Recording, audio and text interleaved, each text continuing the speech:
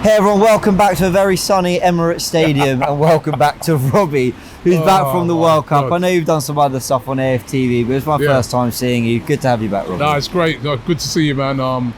It's weather, man. Hey, Qatar, bring me back, man. No, listen, it's actually good to be home, though, because to see the Emirates behind us, I'm really can't wait for the game on Boxing Day. I'm really up for this. I've missed Arsenal. Yeah, me too. And I've been at the World Cup and I've watched incredible games of football, and I was at the final and that was all fantastic and it was brilliant. But when you watch Arsenal, there's something different about it, right? Because you're more invested emotionally. Yeah. You know what I mean? Like, I've missed it. And I can't wait for this game, and it's a huge game. It's a huge game. It's how do we return? How do we start? Do we hit the ground running? Those are all going to be the questions answered. Yeah, absolutely. And we're going to explore some of that today. Look at the injury news. I mean, that's a big talking point around this game. Before we do you know what they're doing yet to that, what would you call it? The banners, essentially. I don't know, because I would have thought that they would have put, because what I heard is they're redoing it. Yeah. But I thought that would be done in time for the game against West Ham. Now, unless they're going to come here on, I don't know, Christmas Eve, Christmas Day now, and put something up. I mean Boxing Day is going to come. It's going to look a bit bare. I think I had heard or read somewhere there'd be early Jan, but what they're going to put around, I don't know. But I'm looking forward to seeing it. Actually, it's going to be nice. It looks a bit bare with it like that. Yeah, it does. Shouldn't they have then left it until they were ready to do it and then pull it down and put, I don't know. But listen, I'm just glad to be back, I mean, it's great, I'm looking forward to it. West Ham, Boxing Day, 26th of December, 8 p.m. kickoff. Michael Oliver, the referee, the Emirates Stadium full for the first time since, as you reminded me on the way here, Nottingham Forest. Nottingham Forest, end of October. 5-0, the end of October. That was the last home Premier League game at the Emirates. Could you believe that? I mean, that's nearly 2 months ago by the time we get to the game. I mean, it's unreal. It is, and Arsenal did brilliantly to go to Wolves and Chelsea and get those wins before the break. We've had the World Cup. A lot of the talk is around the Gabriel Jesus injury and Eddie having to step up. I think we'll go into all the injury news, but let's just give ourselves some of the stats, some of the stuff we need to know. Obviously, Arsenal going to this game top of the league. We've been able to enjoy that for the last 6-7 weeks. Yep. I know Cecil's milked it with his t-shirt, can't blame him either. West Ham going to this 15th on 14 points. They're not having the kind of season that I think people expect them to Point have. off the relegation zone. I mean, they just signed Scamacca and Paqueta. They're expecting big things. Yeah. It's not really worked out for West Ham, and this is an important game for them as well. There's been a lot of rumblings about David Moyes, who was so brilliant for them last year.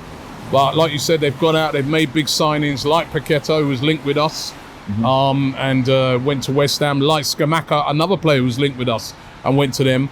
But it's just not happened. And I think some of the players that were so brilliant for them last year, have not really stepped up this year, have not really,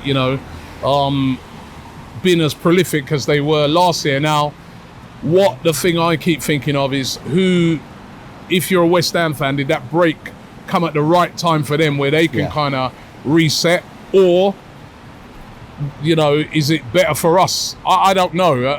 I kind of think that break was better for West Ham because as I said, there was a lot of rumblings about the manager before the break. A lot of very unhappy West Ham fans.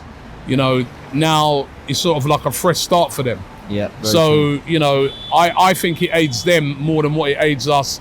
And like you said, we're missing our star player, Gabriel Jesus. We've come out of the World Cup, I think, the worst off of any team. I know there's a lot of people saying, well, look, Arsenal players played much less time than City players and other teams. But the key to it for me is we've lost our main guy in Gabriel Jesus. I was at that game when he limped off, and I was like, I hope this ain't nothing too bad. I remember that game, he was very quiet in the game as well. Knee injury, never good. Even when you come back, it takes you a little bit of time to rehabilitate, and it's a crushing blow to us at Arsenal, but an opportunity for players to fill the void. Yeah, one of those, Eddie and Nketiah, you guys talked about it on the Invincible podcast, you and Lee. And I think the Arsenal fan base will undoubtedly get behind him. I've got no doubt they will. And yeah, I think they'll point to how he ended last season, which was very well, scoring some goals. Now, where some of the criticism will come this year is ultimately in heavily rotated sides. He's going to go out there with a pretty full strength. Well, I mean, unless Saliba's not available, but I wouldn't see why not. Only played 27 minutes of the World Cup. I think he should.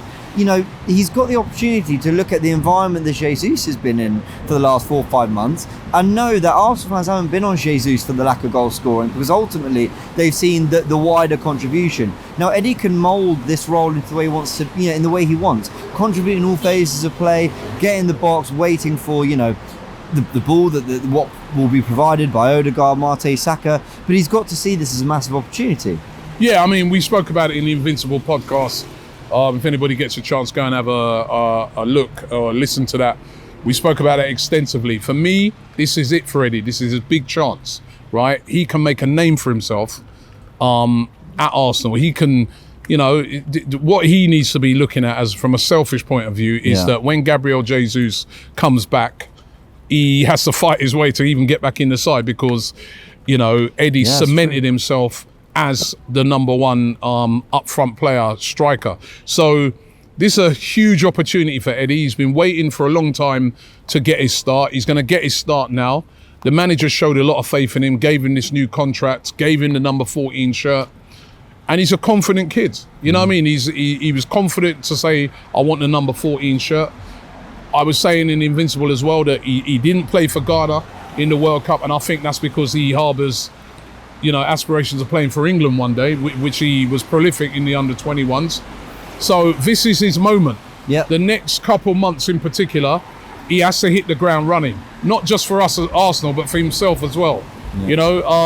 And whilst I think the fans are going to get behind him 100%, patience will run thin if goals ain't being scored, and that's just the way it is. You know what I mean? It's not anybody being harsh and horrible. This is how football works. Yep. Pressure is on him now to deliver the goals, and I sincerely hope that he can do so.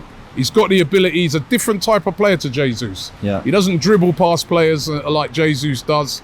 You know what I mean? He's not really that type of guy, but he can be on the end of things. And wouldn't it be brilliant if he could bag a goal or more in that game against West Ham? Because I think that would just lift the confidence, get all the fans and say, right, Eddie, like what he did last year when he came in. Yeah. Let's give him, let's not forget that. When he came in last year towards the end of the season, he was superb. He was superb. I agree. Let's remind ourselves of the run of form. I mean, it sounds silly saying run of form because, they haven't played for 6-7 weeks. But Arsenal's last 5 league games do include the 1-0 win at Leeds. That feels a long time ago.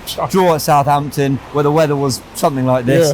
5-0 win against Forest, the 1-0 win at Chelsea, and the 2-0 win against Wolves. 3 clean sheets in a row. Plenty of goals being scored. Arsenal were firing. West Ham, they lost at Liverpool. They beat Bournemouth 2-0 at home, but then defeats at Old Trafford and at home to Palace and Leicester. A big part of why we've got those rumblings and groans that, we're hearing from some West Ham fans. And maybe rightly so, with the money they've spent. To lose your last 2 home games going into the World Cup, not ideal. Let's have a little look at this stat we got from Opta. The West Ham have lost their last 3 Premier League games, last losing 4 in a row within the same campaign back in August/September of 2018. The Hammers have lost 11 Premier League away games in 2022, the most on the road in a single calendar year since 2013. Wow, and they haven't won here for a long time. They don't normally come to the Emirates and win. No. I remember them beating us. Weren't they the first team to beat us here, I think? They were. But Bobby Zamora? Yeah, but normally, you know what I mean, we have a good time against West Ham here. But listen, they've got some very good players, like you said, Skamaka, Declan Rice, of course, who's an excellent player. Jared Bowen hasn't really turned up this season. 4 nows. Antonio right throughout the pitch. We're going to have to be on it. We're going to have to defend well. We're going to have to play our usual brave football.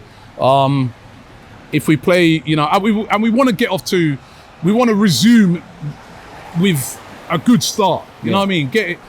Because, the thing is about this as well, we play on Boxing Day. If we win our game, puts a lot of pressure on Man City. Yeah, true. You know what I mean? I think they go away to Leeds, is it? Yeah, and they don't play for another 2 days after. Yeah, and they don't play so for 2 days after. So that puts a little pressure. You know what I mean? It's now that now becomes 8 points. Yeah, we started to move into Yeah. that realm of where, you know, but that starts to become 8 points that if they don't win that game, point. and again, so this is a must-win game for Arsenal, I think, you know what I mean? Because you could look on it on the reverse that lose the game, City go and win, they're just then breathing down their next 2 points behind. But this is a huge opportunity for Arsenal, you know what I mean? Go there, you know, go out here, get a win, put pressure on Man City. That's what we're going to have to do if we're to have any chance at all of winning the title. We're going to have to be doing that week in, week out, pressuring City. I completely agree. West Ham's mid-season friendly results. They won at Cambridge 4-2. They beat Udinese 3-1, but a draw with Fulham in their last games. And maybe not too much we can take from those. Although Arsenal, I thought, looked fairly sharp at times in their games. Although we weren't, you know, the results were mixed, weren't they? Yeah, I mean, Juventus, we lost 2-0, 2 own goals. Didn't beat Luton in a behind closed doors strong friendly. team that went out in that one. Yeah, as well. but we did. Listen, we beat AC Milan, we beat Lyon. You know, so it's friendlies, isn't it?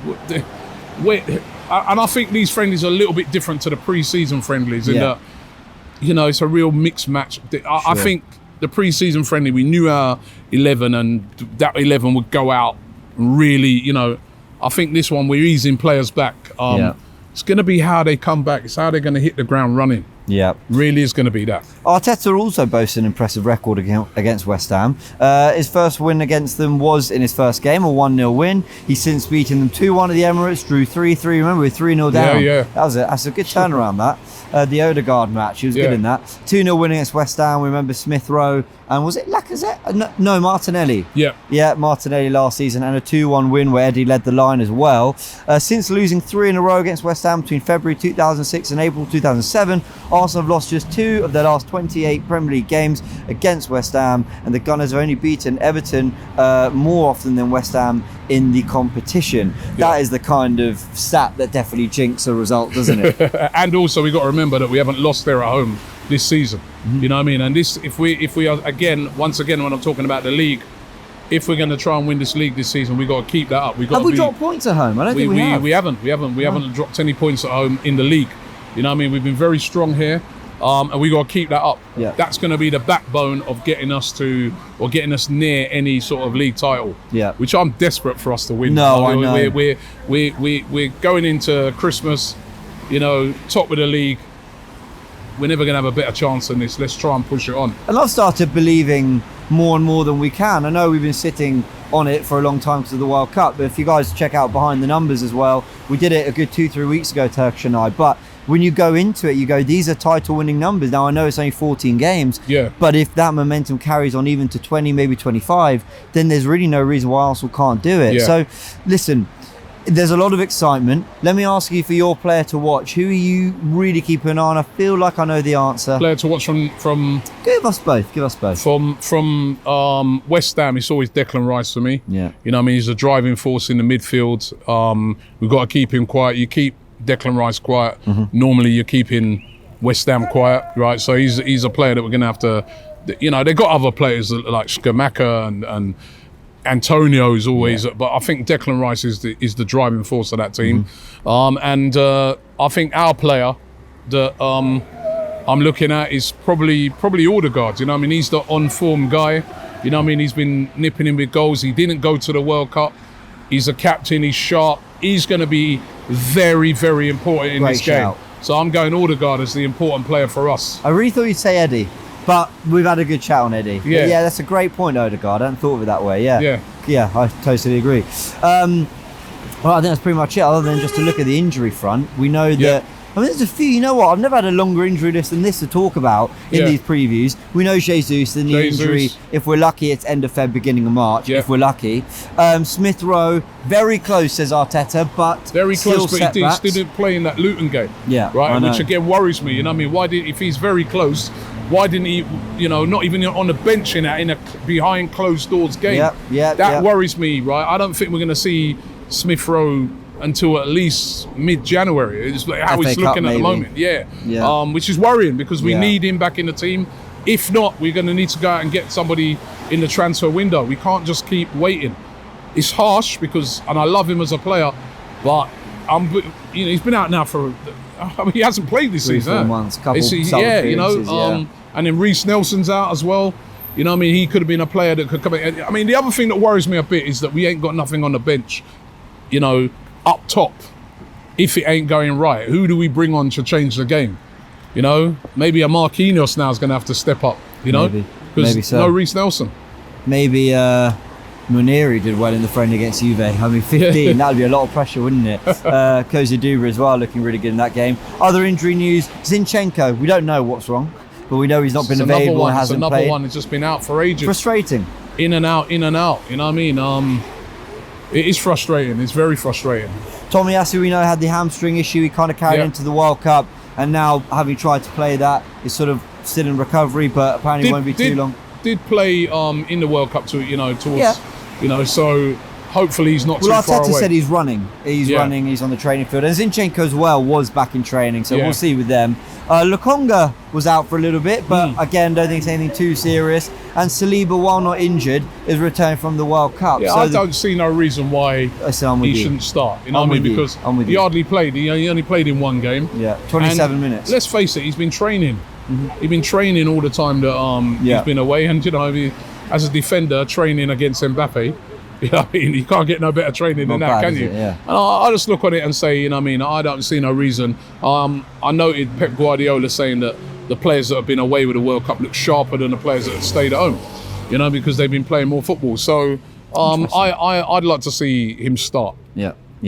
All right, guys. Well, let us know who you want to see start. Let us know what you're expecting come the West Ham game on Boxing Day. Of course, we'll be covering all on AFTV from the starting 11 watch along to full time, getting your reactions and doing fan cams outside the ground. Hopefully, it's slightly better weather. But you know what? The sun decides to come out as we're wrapping up the show. So isn't that just typical? We'll leave it there, guys. Hit the like button if you enjoyed. Welcome back, Robbie. Welcome back to the Arsenal. We can't wait for this one.